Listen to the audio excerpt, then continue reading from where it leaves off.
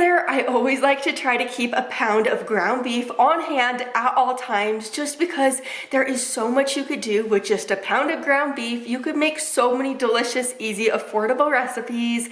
So today I'll be sharing 5 of some of my family's all-time favorite ground beef recipes with you. I know you're going to love it. Let's get to my kitchen now and let's get started. These creamy beefy shells are so easy to throw together and they are so out of this world good. To this pan on my stove, I added in a pound of ground beef. I'm also adding in 1 yellow onion that I diced. I'll break this ground beef up and I'm going to cook it through right now. And while the ground beef is cooking away, into this pot of boiling water, I'm adding in 10 ounces of shell pasta.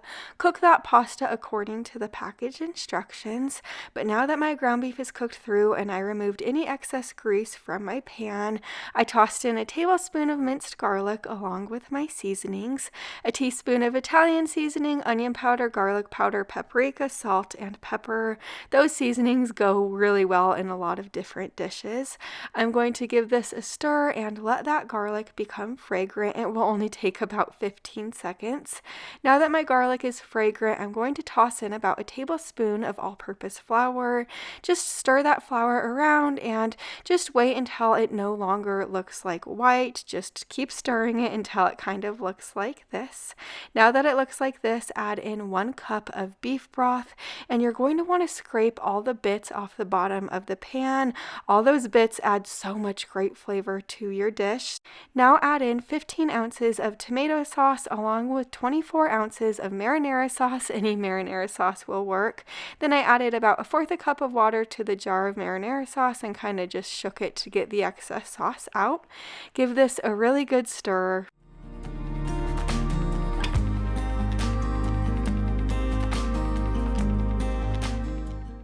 I let this sauce simmer on my stove for about 10 minutes, but now that my pasta is tender, I just strained it and I added that cooked pasta in, along with 3/4 cup of heavy cream, 1 cup of shredded cheddar cheese, and about 1/3 cup of Parmesan cheese. Give this a stir and let the cheese melt down. It will become the most beautiful color, and then you could serve this up. Here's my plate of food. Those pasta shells are so rich, creamy, and delicious from that amazing sauce. This dinner is so flavorful. You need to save this recipe. I'm sure you're going to love it. I served it alongside of a side salad just with some toppings that I had on hand, and I used ranch dressing for the dressing. Now we're making this enchilada taco casserole, and I've been making this for years and years. My entire family just loves it so much. To the pan on my stove, I added a pound of ground beef. My ground beef was still a little bit frozen, but that's okay. Then I added in 1 yellow onion that I diced. I'm just going to let the ground beef cook through at this point. And then once my ground beef has cooked through, I just removed any excess grease from my pan. And now I'm adding that ground beef and the onion just right into a large bowl. Next, I'm going to add in 2 tablespoons of taco seasoning.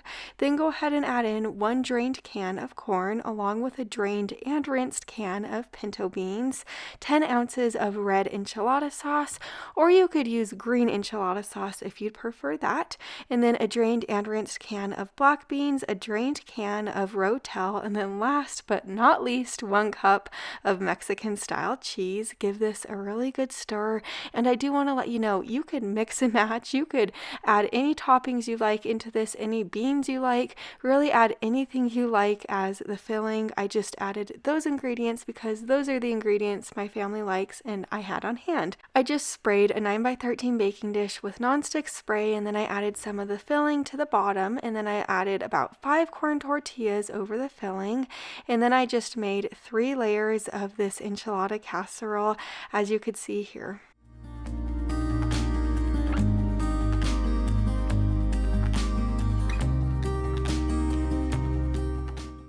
I topped mine with more shredded Mexican style cheese, and this baked in a preheated oven to 350 degrees for about 35 minutes. Here's my plate of food. You could top yours with any enchilada toppings that you like. I topped mine with a little bit of guacamole, sour cream, and fresh lime. This is so incredibly flavorful. Like I said before, I used to make this all the time for my family years and years ago. It just is so good. Now we're making this potato skillet, and I really think this one will impress you. So over to my cutting board, I'm going to start out by peeling and dicing about 2 pounds of golden potatoes. I also diced a yellow onion. Over to my large pot on the stove, I'm adding in a tablespoon of olive oil. Once my oil was hot, I added those potatoes right in there, and I'm going to stir them around to get coated in the oil, and I'm going to let them cook on my stove for about 7 to 8 minutes. I did stir them often while they were cooking just so they didn't stick to my pot, but after that cooking time was up, I added in a pound of lean ground beef along with the onion that we diced up and 2 teaspoons of salt. I also added in a teaspoon of pepper, and then for the rest of the seasonings, a teaspoon of oregano, paprika, onion powder, and garlic powder. All those seasonings really make this dish super delicious. Now I'll toss in a tablespoon of Worcestershire sauce and 1/4 cup of beef broth. Now you're going to want to break that ground beef up just a little bit, and then you're going to want to add in a 1/2 packet of Lipton onion soup mix. Just add it right in there, and then you're going to want to let this continue to cook for about 12 minutes on the stove, stirring it often until the ground beef has completely cooked through and the potatoes are to the tenderness that you like them to be.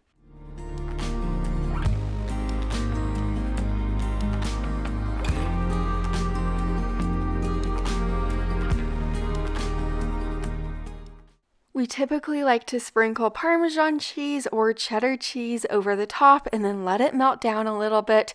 But if you could believe this, I was all out of cheese on that particular night. So this still turned out so delicious. We served out over a bed of white rice with a salad on the side. My husband requested this one, so now we are making this egg roll in a bowl. To my large pot on the stove, I'm adding in 1 pound of ground beef. I'm going to break this ground beef up and I'm going to cook it through. As you could see, my ground beef was still a little bit frozen. I just didn't get it out in time to thaw, but it's perfectly fine. It still cooks through just the same. But once my ground beef was cooked through, I added in a tablespoon of minced garlic and minced ginger. I let the garlic and the ginger become fragrant. Now I'm going to add in 16 ounces of shredded cabbage. I'm just using like this bag of pre-shredded cabbage. I just washed it in my salad spinner. But after I added that in, I added in 1/4 cup of low sodium soy sauce and 1/4 cup of beef broth. I gave this a stir for a couple of minutes. Now I'm going to add in 3 tablespoons more soy sauce and 2 sliced green onions. Now I'm going to let the cabbage soften. Once it gets soft, all you have to do now is serve it up. Here is my big bowl of food. We like to top ours with sesame seeds. This is so good. I like to make this either with ground beef or ground turkey. This dinner is super healthy and really filling and affordable. Now we're making this beef stew, and this is not your average beef stew. So to begin, I just diced a yellow onion. I'm also peeling and cubing 3 russet potatoes. I'll chop up 3 large carrots and a rib of celery. Over to a large pot on my stove, I added in a tablespoon of olive oil, and then I'm going to add in the onions, celery, and carrots. I saved the potatoes for later. Don't add the potatoes in right now, but just let these veggies cook together for about 7 minutes on the stove. Now go ahead and add in your 1 pound of ground beef along with a tablespoon of minced garlic. Break the ground beef up at this point, and you're going to want to cook it through. And I do want to let you know, for all the recipes today, if you want to use less than a pound of ground beef, you certainly can. Or if you want to use ground chicken, ground turkey, or any meat substitute instead of ground beef, you can do that as well. But now that my ground beef is cooked through, I removed any excess grease from my pot.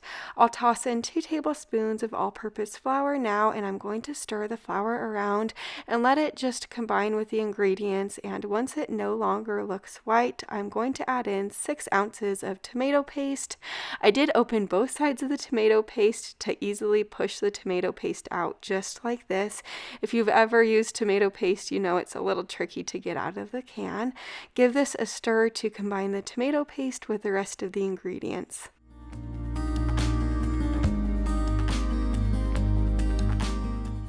Now you're going to add in the rest of the ingredients. So after you added in your 4.5 cups of beef broth, toss in a tablespoon of Worcestershire sauce and a teaspoon of Italian seasoning.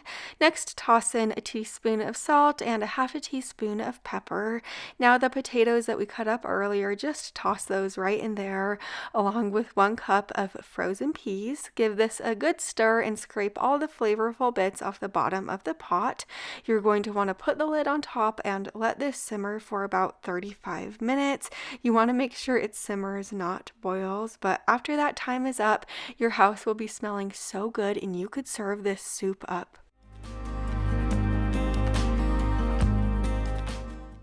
This ground beef stew is so perfect for any time of the year, especially right now. It is packed full of so many delicious hearty vegetables. This soup is so savory and delicious. Also, it reheats wonderfully, so if you're looking to reheat this the next day, it works so well. I have so many more videos like this on my channel, so make sure you're subscribed so you don't miss the next one. I'll see you there. Bye for now.